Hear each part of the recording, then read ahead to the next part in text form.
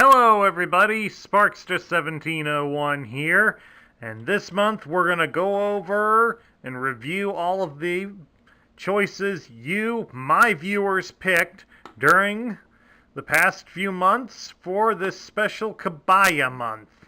Now, back in January, for the benefit of those of you who weren't around with us at the time, I put up a video showing off which Kabaya Transformers I had in my collection, and I wanted you, my viewers, to pick which ones you wanted to see reviewed. The results were impressive. I would have liked some more votes, but given the small scope of my channel, beggars certainly can't be choosers. But at any rate, this is the month you've been waiting for, to see which ones were chosen. The first one up that was picked by a comparable milestone was Fortress Maximus. As you can see here, we have Fortress Maximus. He's based off of his Japanese appearance, which is why he has in this hand here a sword. This is his Master Sword, not to be confused with the weapon from the Legend of Zelda series. But he also does have the extra gun. It's right here on his backside. It is stored back here, so you can swap it out if you would prefer. Just do that here for the benefit of many of the viewers. Take the sword out, preferably without taking. Took the hand off anyway. Get the sword out, and we'll put the gun in and reattach the hand. And there we have it. More in style with the American release.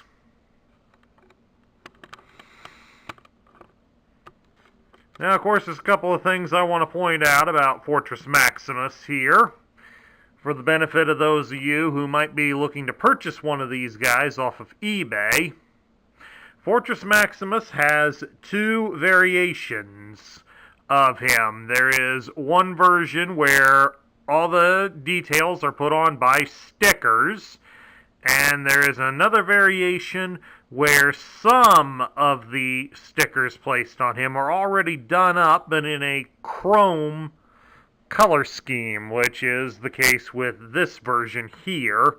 Like the eyes and the antenna on the head of Fortress Maximus here, those were already applied as a chrome finish, so they were painted chrome on there. I mean, even this, the pad here on his shoulder here, this was also chrome. This isn't a sticker. I mean, you still get the stickers if you buy the chrome version, and you can just apply the stickers over it if you so choose.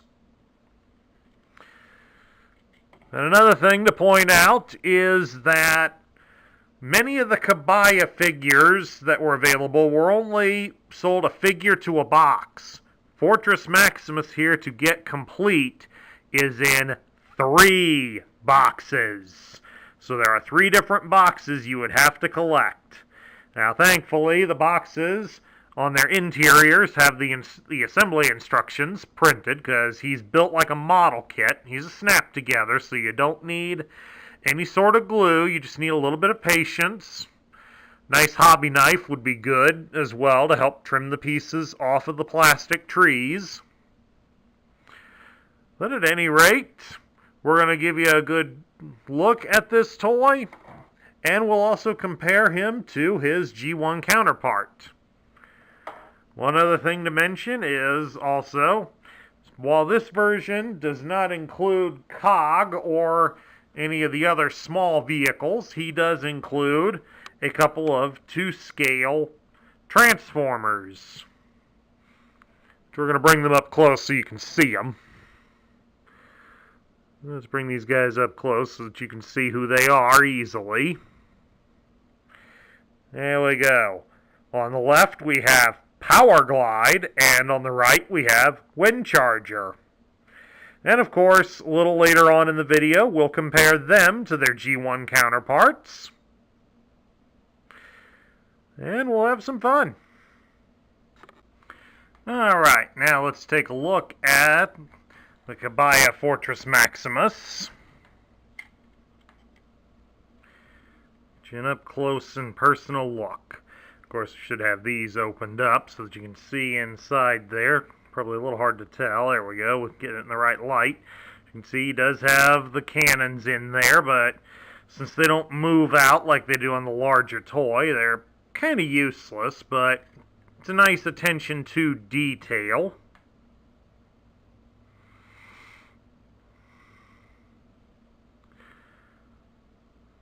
And one other detail, especially since I'll show it here on the larger toy in a moment, is the crank here for the elevator. It's all done up in the silver paint instead of being red like it is on the larger toy, due to the fact that the elevator feature is not functionable on this small of a toy. It's kind of a downer, but it's also understandable. Now, of course, when it comes to posability, he's got it just like his larger counterpart does. You can rotate him at the shoulder all the way around. Easier if he doesn't have his gun there. He can bend his arm at the elbow about 90 degrees. Shift the arms up a bit to show off that you can have him bring his legs up so far. Or, if you also so prefer, he can kick his leg off, but in reality, you can spread the leg out to the side like so, and you can bend him at the ankle. I'll just set him down here and retrieve the pieces. And it's a good thing he's like a model kit, folks. He can fall apart like this, and we can easily just snap him back together without any problems. It'd just be nice if he wouldn't pick now during the video filming to do this. There we go, got the leg back together. And then we just plug it back in like so. And there you go. So he's a little bit fragile. So I wouldn't recommend any rough housing with him, but that's okay. One last thing so that everybody can get a good look at it is the Master Sword. Should be seen a lot in the Transformers The Headmasters anime series. If you haven't seen it, do recommend that you check it out, folks. It's a nice alternate take from what we got from the Sunbow animated series here in the States. As I said, this is his Master Sword, his most powerful weapon. Not to be confused with the weapon from The Legend of Zelda, but then again, wouldn't it be kind of wicked to play Fortress Maximus in Hyrule Warriors? Wouldn't have to worry about all the bad guys, just step on them. Now, how does he compare to the original toy? Well, take the camera off the tripod here, and we'll turn to the side here. As you might remember, Fortress Maximus stands about 2 feet tall, so he's a little tall for the table. Or at least at this close range. But since we're not using the tripod, let's pick him up, put him on the table for better light.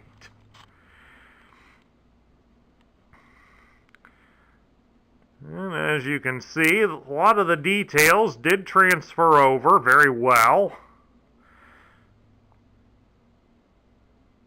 Went with some more solid colors versus a lot of the stickers. A little more color consistency, since like right here on the body, they went with a bit of a, we got this white portion up here and lighter gray in all sorts of the areas around it, whereas on the Kabaya toy, they stuck with predominantly the same gray color scheme as up here on the shoulder and the head and such. So, but of course, these spots in here also have the working gun, which, like I said, the small one's a little too small to have that. But it's a minor thing. And you do lose a few of the decals in the transition, like the small one doesn't have those there on the feet, or the grill-like pattern here at the top of the legs. The small one doesn't include that, but I mean, for what all you do get, it isn't very bad. Now I guess we'll consider transforming these bad boys, and let's see how their alternate modes look. Okay, for starters, we're going to go and put him into the battle station mode, or the spaceship mode from the Japanese version. Of course, the first thing we want to do is we need to remove him of all of his weapons. Remove the guns from him. And of course, we're going to decapitate him, take the head off. Let y'all get a good look at the head here now that it's not being hidden by that large shoulder. And of course, you can also fold this down, and fold the legs out the back, and there you go. You've got Cerebros. In case any of you were wondering, yes, you do get Cerebros. But no, you cannot remove his head and make Spike. So, at least there's one positive about it. That, and it'd be a little too small to make it and make it look good without it making it easily lost. So, get him out of the way here. And then that just leaves us with a headless body. Alrighty, folks. To get him ready for transformation, we gotta do like we do on the giant one. We're gonna rotate the fists off to the side here, like so. And of course, get the arm flush with the ramps behind him. Make sure these red panels are also closed. Rotate the arms upward into an I surrender pose, like that. I'm going to reach back here. We're going to fold up the ramp section. And we fold in the side guns here like this, and then bring their holders out and around, and snap. And then now down here on the legs, spread them out a little bit so they're equal. We fold down the feet and bring up these guns here.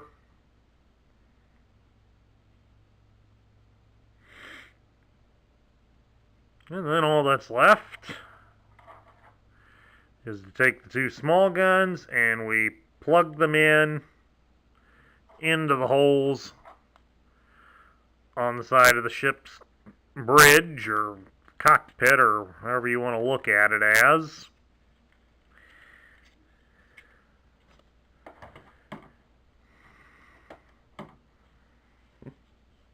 Oh yeah, we also don't want to forget, fold this section out to the side and rotate that piece out so we have another gun. That's what lays semi-flat, and there you have it. There's the battle station mode, or as I like to think of it, as the starship mode from how they used it in the anime. I'm a major anime fan, if you haven't been able to figure that part out already. Overall, it's not bad. Kind of harkens to the same design that the original toy was. You can hold it, but the blockiness of it does limit the swooshability, but it does manage. You can manage it. it just doesn't look quite as good due to the clunky shaping that it follows.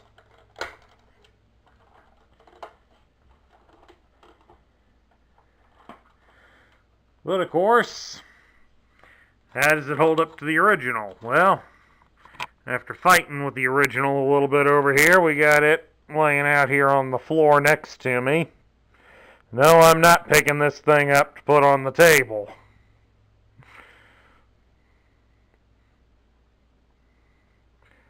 But aside from the colors, it's more or less about the same. The one major difference is with the ramp piece here at the back.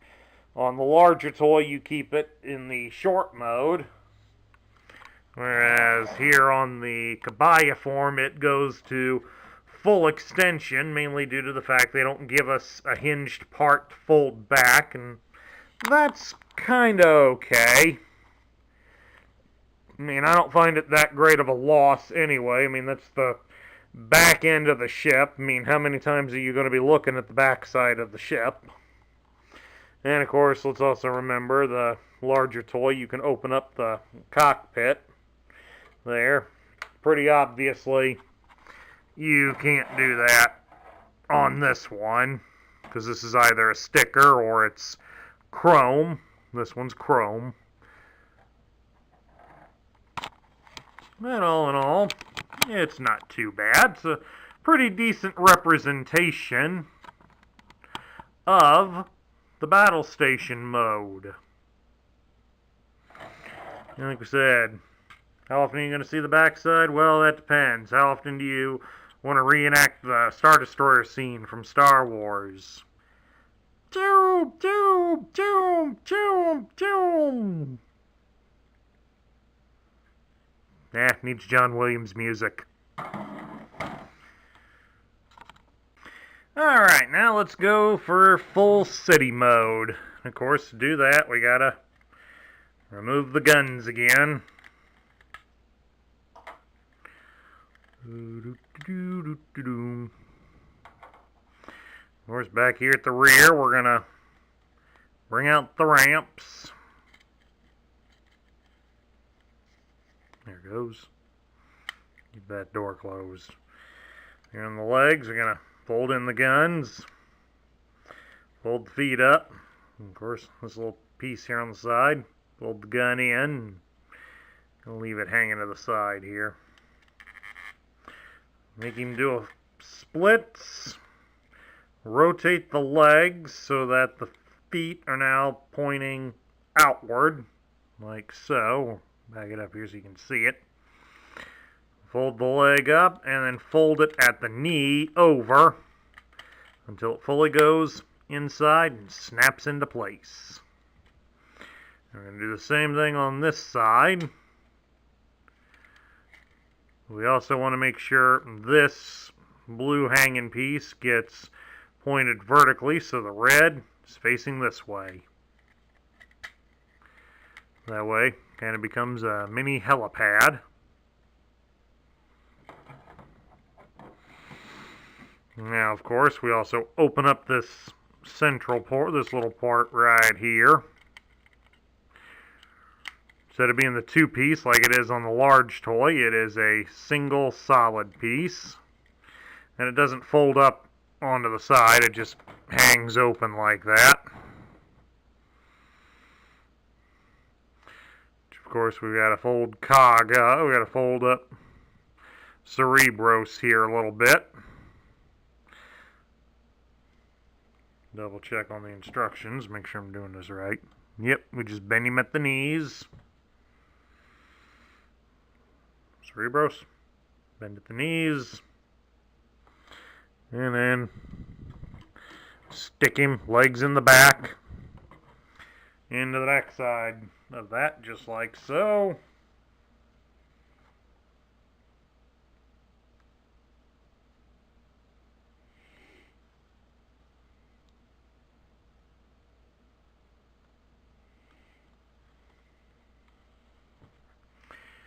And lastly, mount the guns.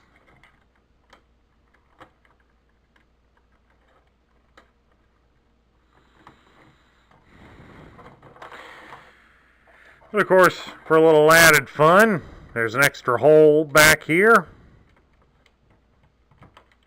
And if you want to, you can mount the sword in for an extra weapon. And then there you have it. That's the city mode for Fortress Maximus. Oh yeah, we forgot. Fold that down. So you have full use of the ramp. And of course, as we turn him to the side, you can see down in here, that's where the elevator normally would be. It does not have it. Just doing it in this scale would be kind of difficult. Of course, over here on this side, you do have the jail. It's a little too small to be of any use, but you do have it. And of course, you got another ramp over here. Gives you a way to roll off little vehicles and such. But all in all, it's not too bad considering. But how does it compare to the original? Well, the original's laying over here on the floor once again. And it's pretty similar. I mean, one other thing we miss out on is, of course, the radar dish there. It's not present there above the bay, so a downside, but it also would have been another small piece that would have easily gotten lost. Of course, back here, the ramp is a repair bay, so it's stacked and elevated, whereas on this, it's just one smooth, solid ramp piece. Again, we also got a sticker that's on the helipad there, and as you can see over here, it's not present. Would have gotten in the way, I think. All in all, though, it's a pretty accurate, or at least a fairly decent representation of Fortress Maximus. Now let's take a look at the small fry. We'll start first by looking at Little Wind Charger. He kind of has the same articulation as his big counterpart. You can bend him at the knees, like so. It's more for transforming. But you can also rotate his arm at the shoulder all the way. But how does he compare to his larger counterpart here? Well, obviously the little one doesn't have chrome on his legs. The biggest noticeable difference, aside from his wheels sticking out on the larger toy, is also the detail on the chest here. Get him up close. As you can see, he has a little set of plastic wheels on his belly. These are the wheels by how he rolls, because all of it on his arms and his legs are a solid piece of plastic. Now to transform him, he transforms just like his larger counterpart. Fold his arms at the sides, push them in, and rotate his legs back until they click into place. There we go.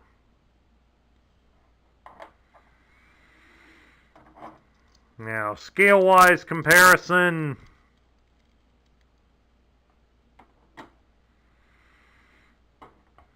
It'd basically take about 2 of this guy to be the same length as his larger counterpart. Of course, since his larger counterpart has some big plastic wheels, he rolls pretty good. How does the little one do on half as many wheels? And not too bad. Not great, but not all that bad. Of course, he's leaning a little bit here. That doesn't help. Just the way he's put together or something. But you kind of got to like the detail. And the only thing he's really missing is the ribbing that's here on the back. But there's a fair amount of nice detail. Even has the air scoop and the Autobot insignia on the hood. So a nice, decent representation of Windcharger.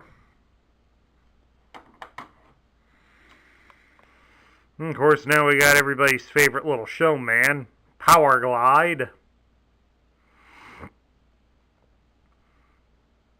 And while it's nice to have him, he's a little weaker on it than Windcharger. He does have articulation, but it is in his arms, but he can move his arms all the way, but as you can see, he's moving the wing as well. Whereas on the original Powerglide here, you did have separate articulation for the arm itself, and the wing was intended to stay up. Of course, that'd be easier said than done. The wings on this Powerglide are a little bit loose and wonky. A lot of playwear. Now, to transform Powerglide, you more or less are cheating. You just pull his arms off, turn him around, and then just reinsert the arms by the other post. So that it's got his fists at the bottom. And then there you go. His alternate mode, an A10 Thunderbolt.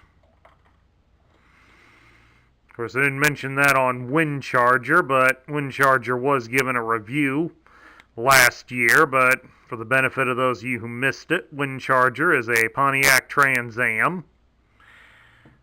Now let's see, how does Micro Powerglide compare to original Powerglide? Well, he's a little better, mainly due to the fact that they gave him a black canopy on the miniature version, whereas the original, it's still in the solid red. I like the fact that he also has a couple of Autobot symbols on here. It's a little redundant, but the rear one, the rear smaller one here back by the engines, is kind of a nice homage to the rub sign that was featured on the original. Now, putting the second one in the opposite facing direction at the top of the sticker, that kind of seems redundant, if you ask me. But I guess it kind of works. Of course, here's the thing people really want to know. How do these little guys work out well with the city mode? Well, stick them on the ramps here. And they work out with it very, very well. They were designed to work with this toy.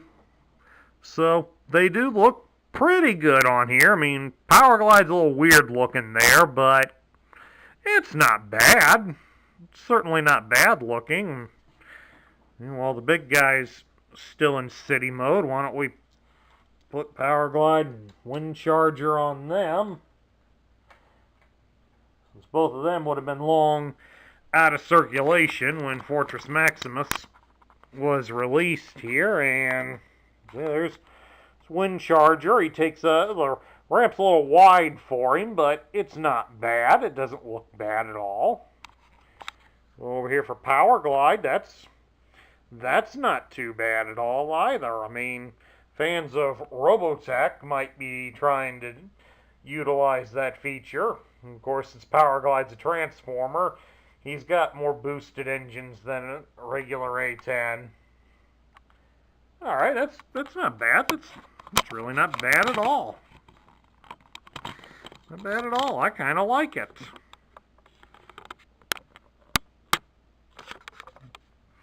One last thing here that I should mention before I get him fully in robot mode is this ramp here on the right arm. It does have a launching function that would be used in tandem with Windcharger. So let's put him on here and just push back on the lever and fire him off the ramp. Yeehaw! Okay, now it's time to show off the instructions. and the boxes as well. Okay, this would be box number 1. Especially since on the tabs it does have a number 1. Show it to you right side up. Box 1 would build the middle section, and it includes wind charger. So of course this would be the cover of box 1. And you can see up here it lists as metallic version. That's the chrome version. Along here on the sides it shows this is box 1. Box 2 would contain one of the sides. This is the side that has the jail cell on it, and it includes Cerebros. And over here on the other side of it, it has box 3, which would include the Master Sword, and it's got the repair bay, and it includes Power Glide. And you get a little drawing of Fort Max, and showing of complete robot, and the ability to transform him into both modes. And we turn it around into the opposite side, and you get to see the assembly instructions are first. So I know I did have a fan ask if I would be showing these off to you, so it's only fair. Let you see how this works. And of course down here at the bottom is the assembly for Wind Charger, and how to transform him.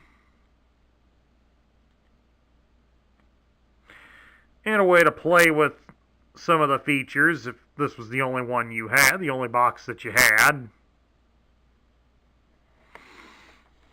And then we'll quickly go over here and show you the full transforming nature. It's the same.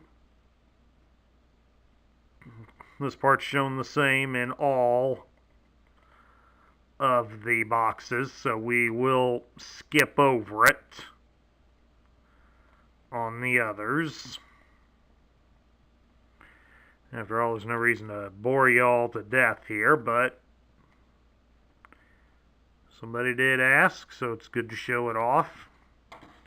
Okay, that was box 1.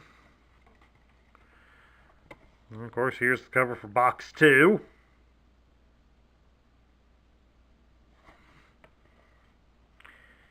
And we'll show you the assembly instructions in here for box number 2.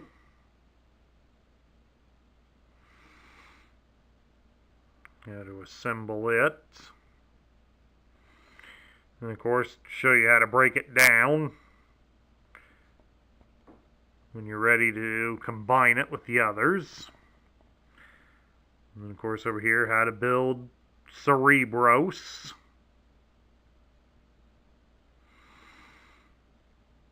And other features, especially if you had this as a standalone toy.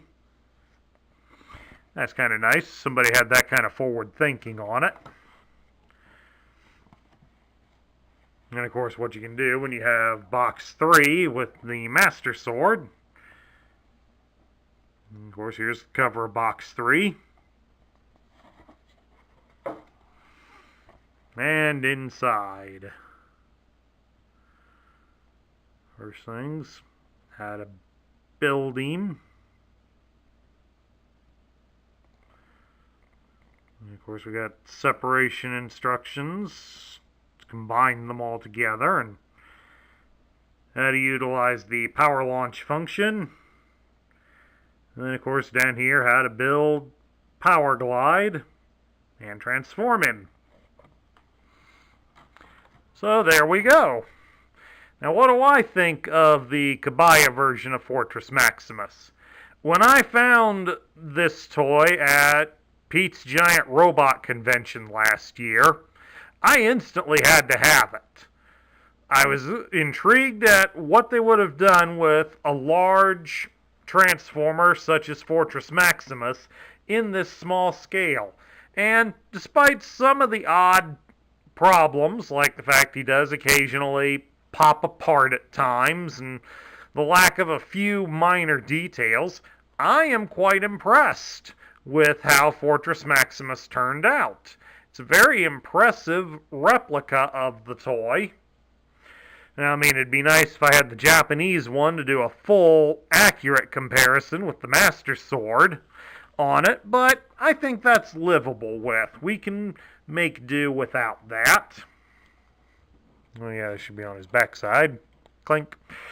But, in any event, it's certainly an interesting one to have, and, of course, not every one of you fans out there is going to be able to afford to drop $1,000 on Big Daddy over here on the floor. Believe me, I did. I don't regret it, but I still could have found a better use for the money. Just ask my parents. But other than that, the toy is very impressive. The inclusion of Wind Charger and Power Glide, that's a little debatable. I mean, Wind Charger, he's not bad. It works for the intents and purposes that he is for. Power Glide, that's kind of, yeah, he's a give and take. I mean, I'm not thrilled with the articulation on him, nor am I really that thrilled with the transformation, but it's easy to overlook to a degree, since Power Glide is a fan favorite transformer, and let's face it, at this scale that they would have been released in, we would definitely want somebody that could fly, and our choices would be limited to Power Glide or Cosmos, so I think they probably went with the better one out of the two choices. So, all in all, I'm going to say this one is definitely a top tier, and it's certainly one to consider for your collection if you can't find or afford any of the Fortress Maximus toys, because those are very expensive. This one right here will certainly not break the bank, and he'll certainly take up considerably less space on your shelves. So if you have to make a compromise for a Fortress Maximus toy in your collection, fans, I'd say get this one.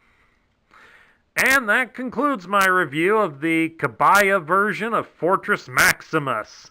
If you like the review, please leave a thumbs up here on YouTube. Don't forget as well, hit that subscribe button down below so you can stay active and be notified when new videos are posted. Please also consider leaving a comment and your opinions of Fortress Maximus in the comments section down below. This is Sparks1701 saying I will catch y'all later.